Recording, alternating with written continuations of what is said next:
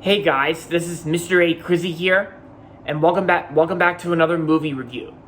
In today's movie review, this is going to be on a special movie review on the new Looney Tunes movie that just came out yesterday in theaters and on HBO Max.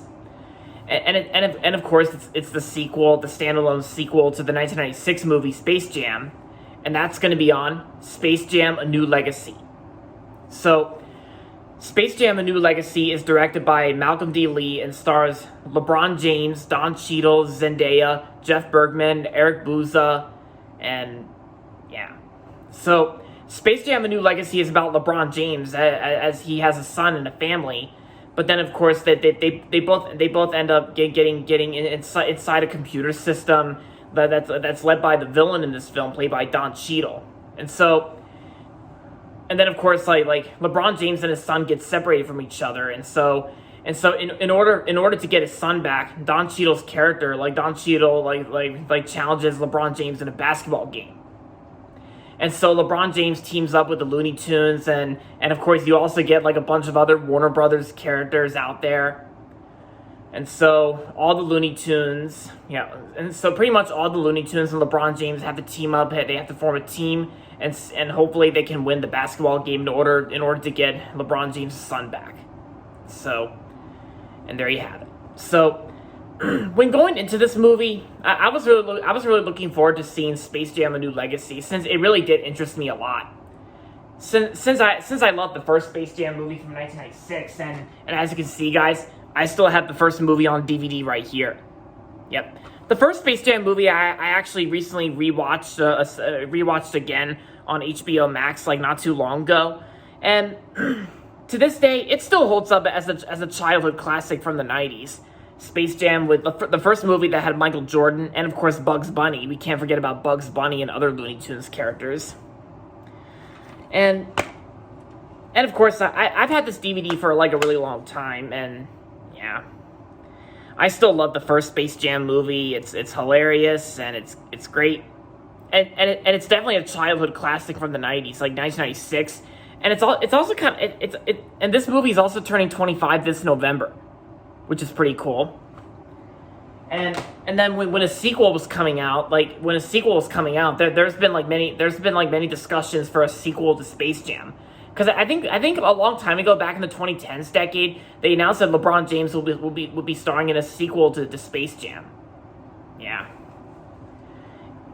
And of course, I also recently got this box of cereal of Space Jam: A New Legacy. I recently got this box of cereal from my local giant grocery store, and the Space Jam: A New Legacy cereal actually tasted pretty good. And of course, the front cover's got Bugs Bunny and LeBron James, and Tweety Bird.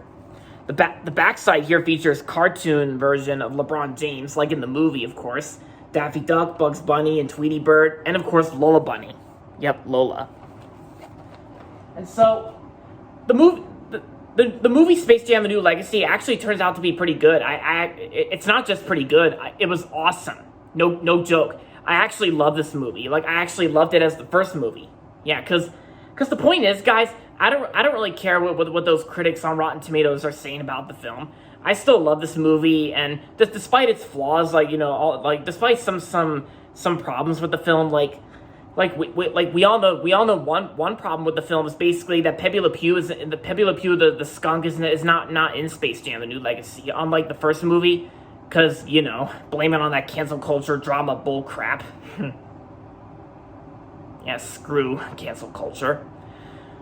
But it was fine for what it is. Penelope Pussycat was not really in the movie either, but oh well, better than nothing. But of course, one good thing about Space Jam: A New Legacy I actually don't really mind Lola Bunny's new design in this film, because Lola Bunny's new design in this film actually looks pretty good. Yeah, because I think it was kind of like an improvement over the original design where Cat Susie played Lola Bunny in the original Space Jam. Also, it's also kind of... At first, I thought Cat Susie would be reprising her role as Lola Bunny in the sequel. IMDb even said that she had all her lines recorded for Lola Bunny. But she got replaced by Zendaya, which I don't really mind. I really like Zendaya. And Zendaya also did Michi from Smallfoot and she was in the MCU Spider-Man films, directed by John Watts.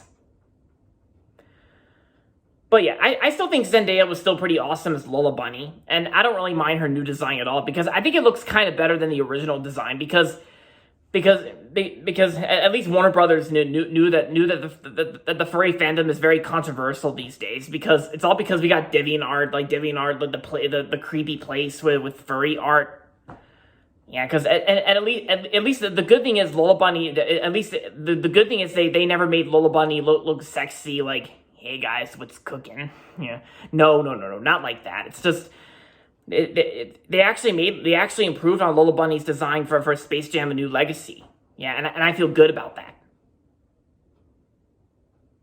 Because the point is, guys, this movie is just made for everyone to enjoy, not to jack off on it, because that's not right.